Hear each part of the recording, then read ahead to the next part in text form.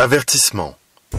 Ce que vous allez faire ou ne pas faire dans les 2 prochaines minutes va avoir un impact sur votre sécurité pour les 5 années à venir. Vous devez écouter ce message maintenant. C'est d'une importance vitale. Madame, monsieur. Au moment où je vous parle, l'État islamique s'apprête à utiliser contre vous son arme ultime, la bombe M. Les médias n'en parlent pas. C'est pourtant l'arme la plus puissante qui soit.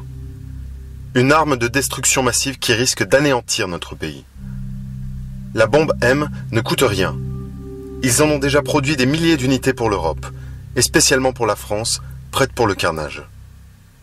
La bombe M est intelligente et peut frapper n'importe où, et à plusieurs endroits en même temps, en plein cœur de Paris comme dans le plus petit village de province. La bombe M ne fait pas dans le détail. Militaires ou civils, pères et mères de famille ou enfants, tout le monde est en danger de mort. Personne ne sera épargné. Le général Soublé, général de corps d'armée, ex-numéro 3 de la gendarmerie nationale, dit très clairement que nous ne serons pas en état de la combattre avec les choix politiques actuels. Vraiment, il faut s'attendre au pire. En effet, au même moment, Emmanuel Macron est en train de dépouiller nos armées de tout moyen financier, alors qu'il avait promis d'augmenter considérablement le budget.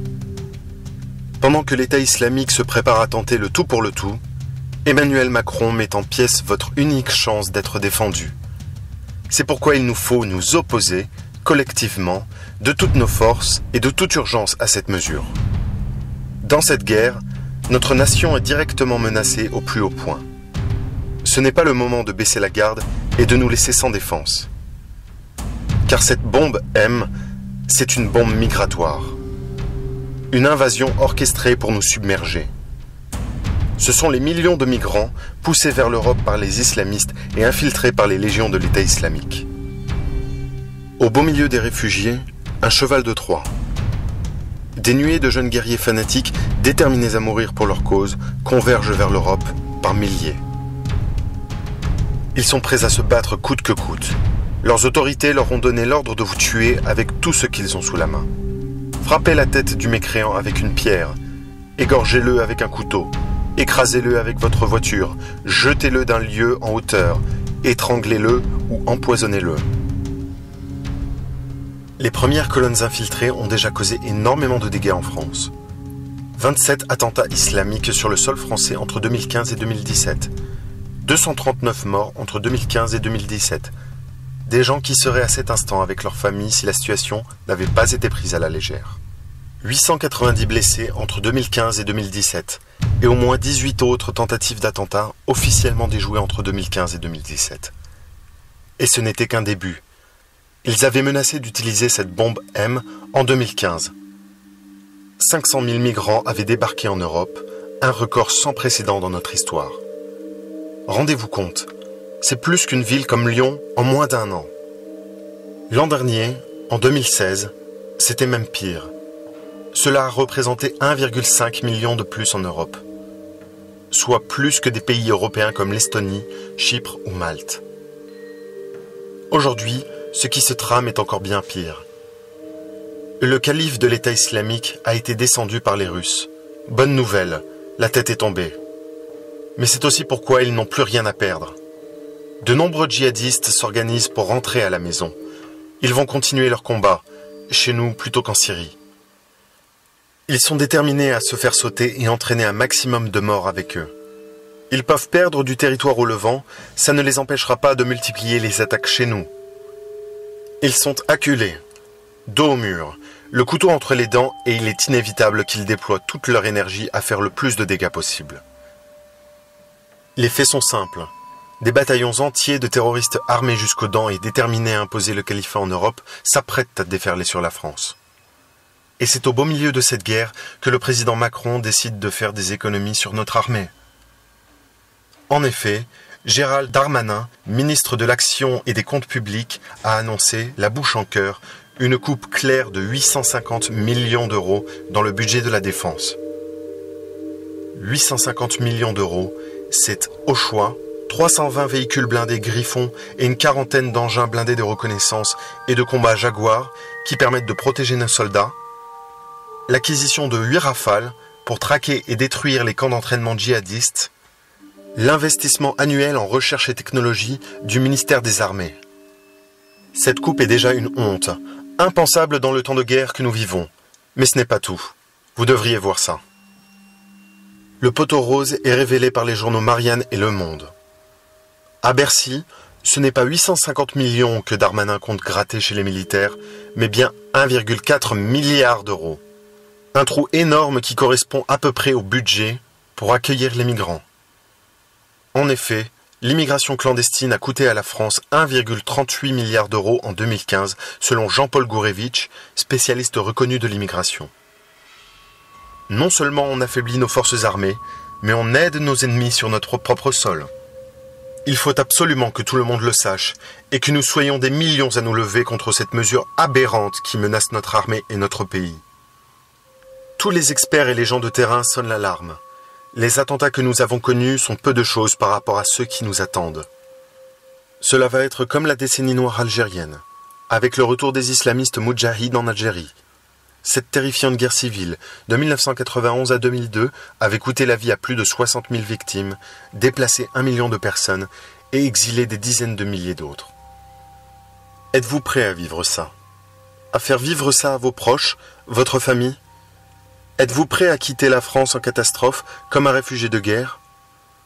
Êtes-vous prêt à perdre votre famille, assassiné parce que l'armée ne pouvait pas vous défendre faute de moyens? C'est pourquoi je lance une grande pétition nationale.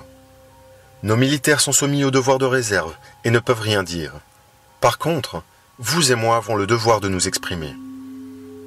Si nous sommes des milliers et des milliers à nous soulever contre cette injustice qui nous met en danger, le président Macron n'aura pas le choix.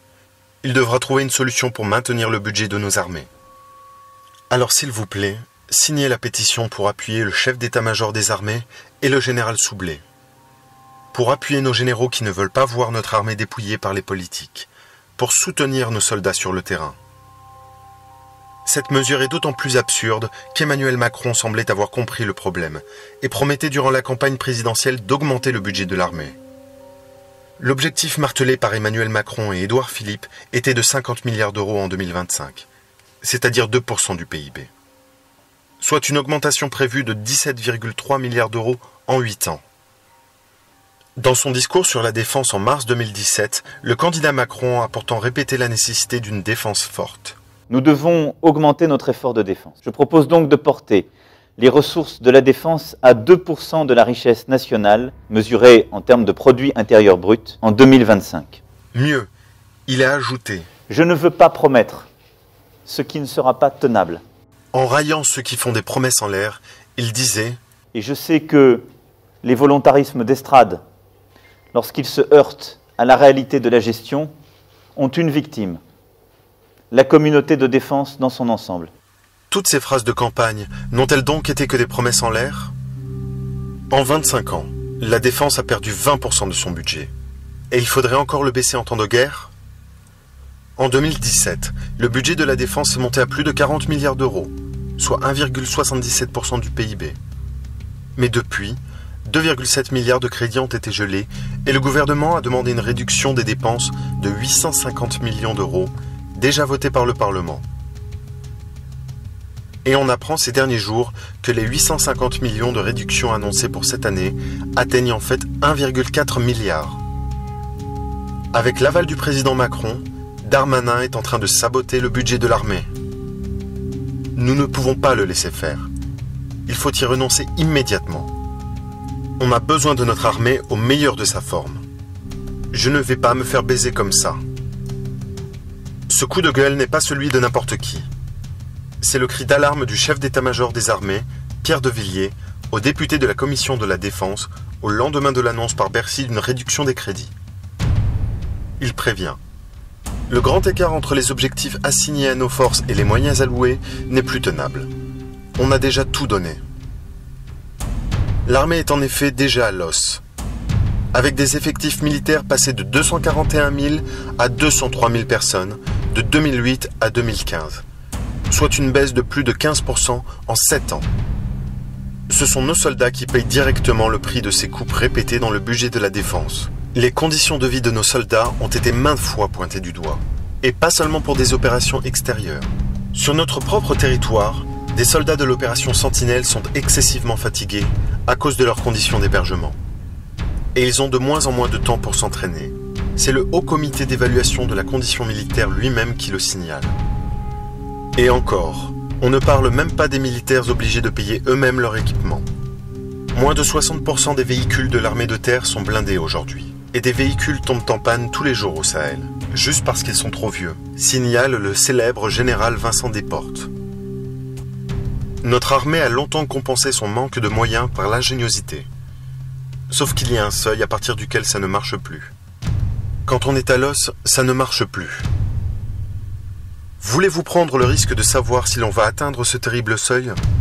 Le risque que vos familles se fassent attaquer par des islamistes?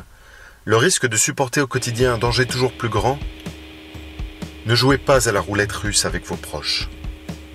Signez la pétition pour appuyer le chef d'état-major des armées et le général Soublé, pour appuyer nos généraux qui ne veulent pas voir notre armée dépouillée par les politiques, pour soutenir nos soldats sur le terrain.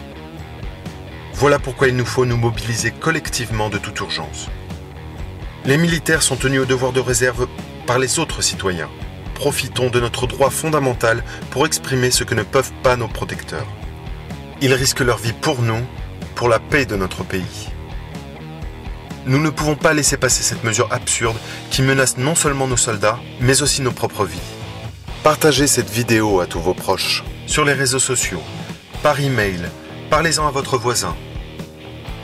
Si nous sommes des millions à nous lever ensemble, nous manifesterons à nos soldats notre solidarité et notre reconnaissance. Mais surtout, nous ferons barrage à la coupe budgétaire de l'armée, dangereuse en ces temps de guerre. Signez la pétition et diffusez-la de toute urgence. Avec tout notre dévouement, l'équipe Damoclès.